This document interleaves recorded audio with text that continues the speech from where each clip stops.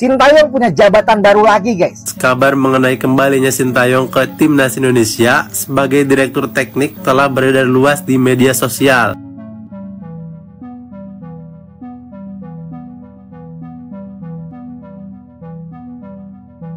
Ini pasti Nova bergeser posisinya. Jadi mohon kesabarannya.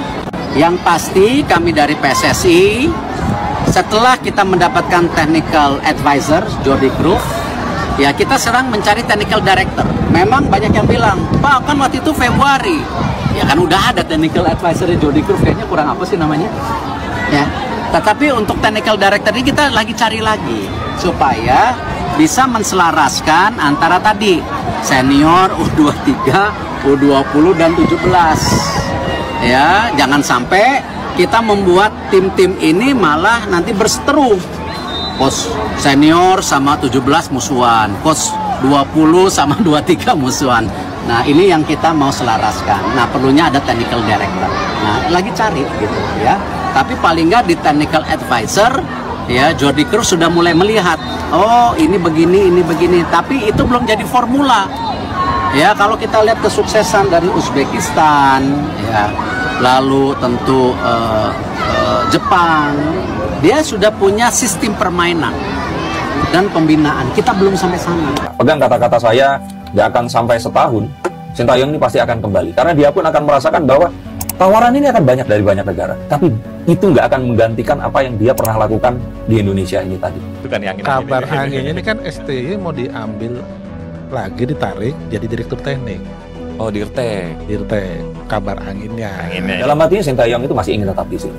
Dan makanya saya katakan, nanti akan terjadi satu hal di mana akan ada tawaran di mana Sintayong ini akan kembali. Dan saya yakin itu pasti akan terjadi. Iya, kalau yang tadi masih angin, kalau ini pasti nih. Ini pasti Nova bergeser posisinya.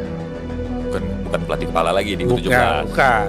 Ada head coach baru tapi Nova tetap di dalam. Seperti apa yang terjadi di 23.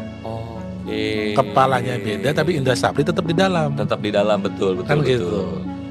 JJ ngomong blak-blakan bilang Sintayong masih berharap bisa mendapatkan job melatih timnas Indonesia di masa depan.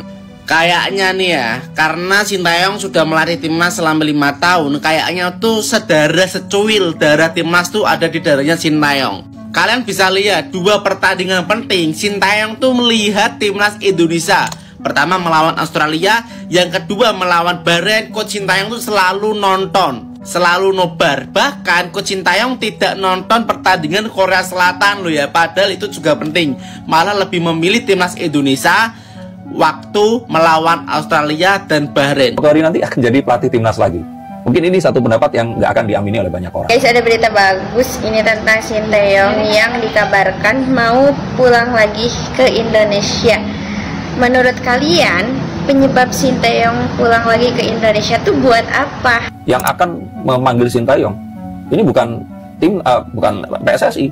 Bisa saja misalkan orang yang cukup kaya raya, membuat sekolah bola, meng-hire Sintayong dengan personal dan menggaji lebih tinggi dibandingkan PSSI yang gaji ini tadi. Saya tetap merasakan Sintayong ini akan kembali.